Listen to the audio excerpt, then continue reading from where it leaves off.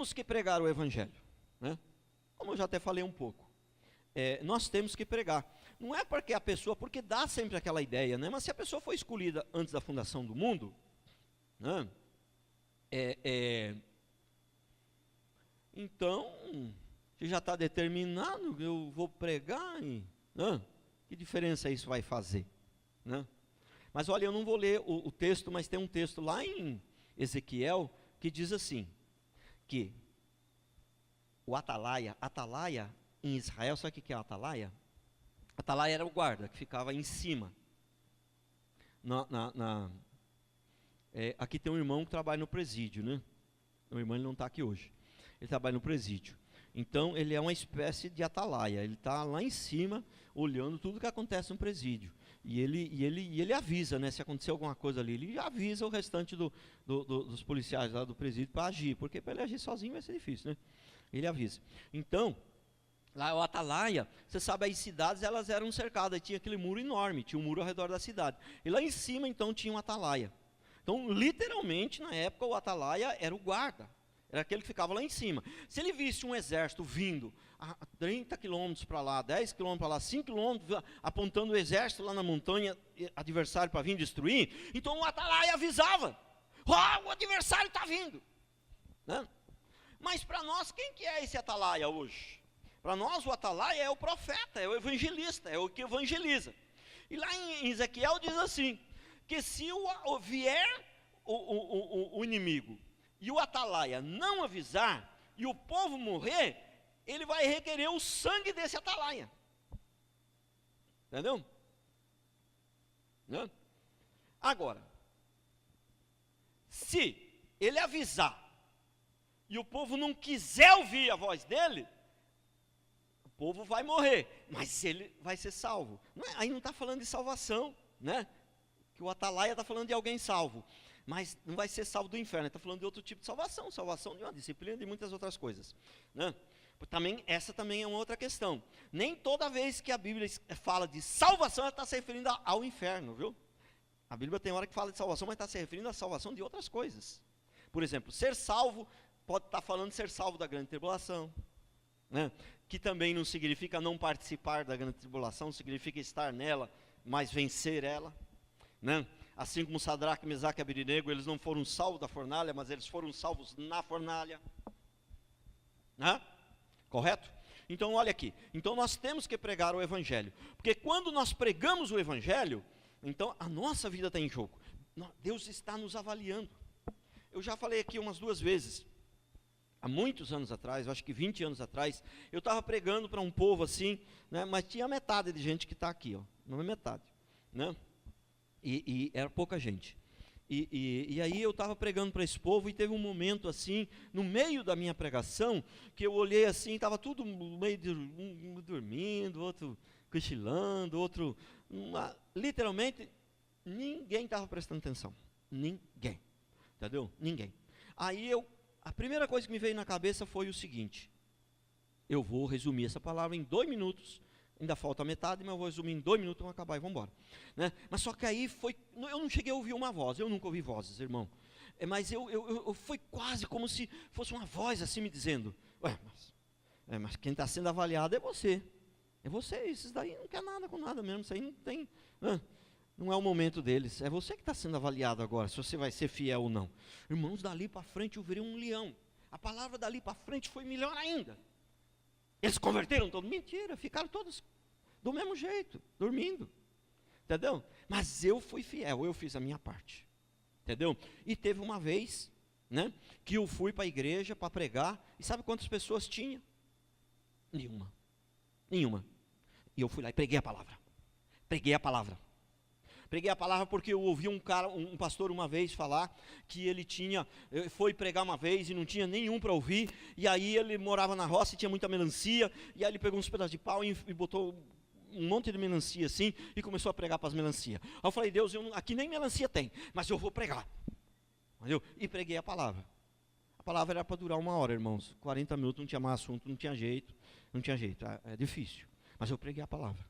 Não tinha nenhuma pessoa para me ouvir. Nem minha esposa não tinha ido nesse dia. Nem ela não tinha ido.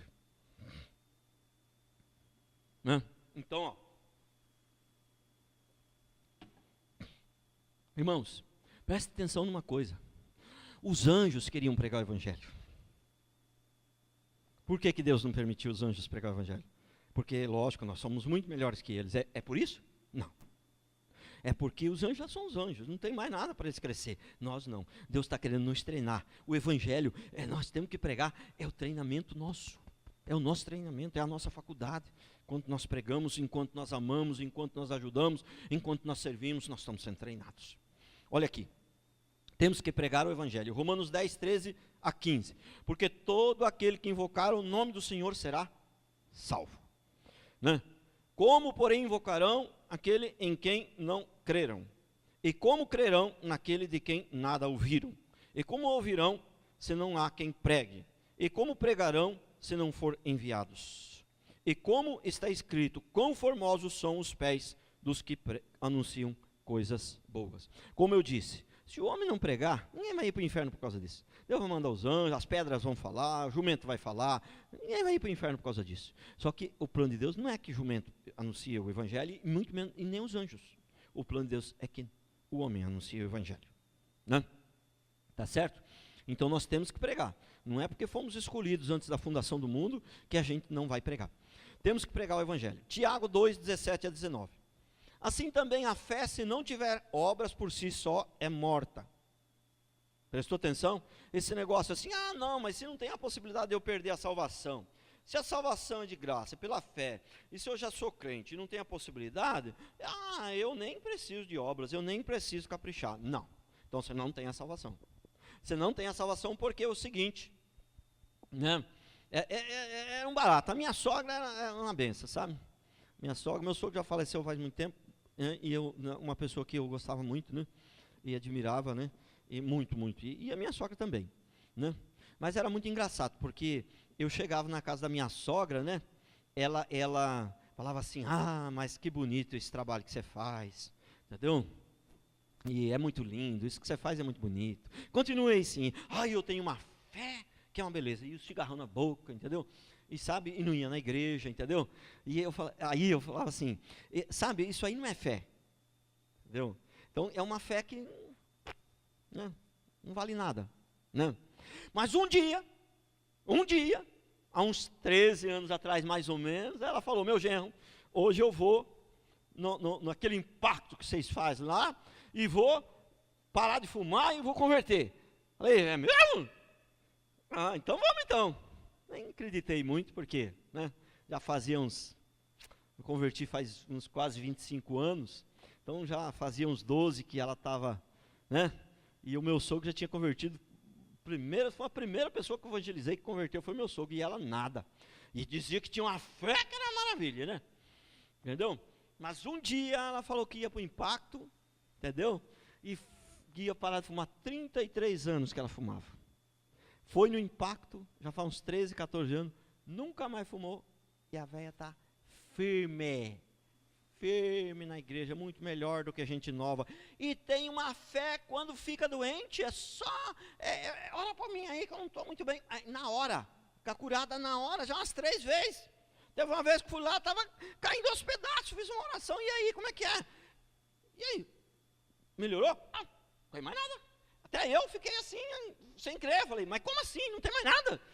Não tem mais nada, acabou. Estou bem. Entendeu? Não. Então, isso aí é fé, irmãos. Então, desses 13 anos para cá, essa fé que vale. Aquela outra fé não vale nada. Não vale nada. Entendeu? Porque, olha o que o texto diz aqui. Assim também a fé, se não tiver obras, por si só está morta. Mas alguém dirá, tu tens a fé e eu tenho as obras. Mostra-me a tua fé sem as obras. Eu com as obras te mostrarei a minha fé. Entendeu? Quem tem obras, é sinal que ele tem fé. Entendeu? Crês tu que Deus é um só, fazes bem, até os demônios crê. Quer dizer, fé até o demônio tem, mas não obedece, né? Não tem obras.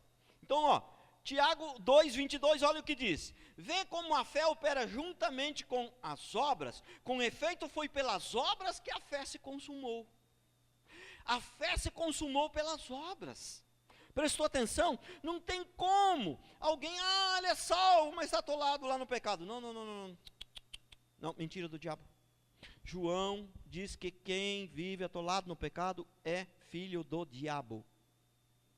Pastor, que palavra dura, o senhor não podia falar uma outra, João não falou outra, vou falar o que ele falou.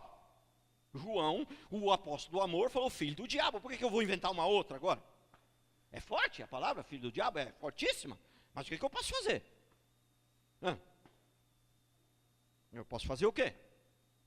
Então você vê que a fé, as obras, pelas obras dá para saber quem tem fé. Então, a minha sogra, agora eu sei que ela tem fé, agora a fé é verdadeira. É lógico que agora nem, assim, nem vai tanto, assim, né? Está muito velhinha, mas você sabe que é uma pessoa ali que ama a Deus, que mudou de vida, está muito velhinha, está com acho que 86, né? Então tá, mas vamos lá, temos que pregar o Evangelho.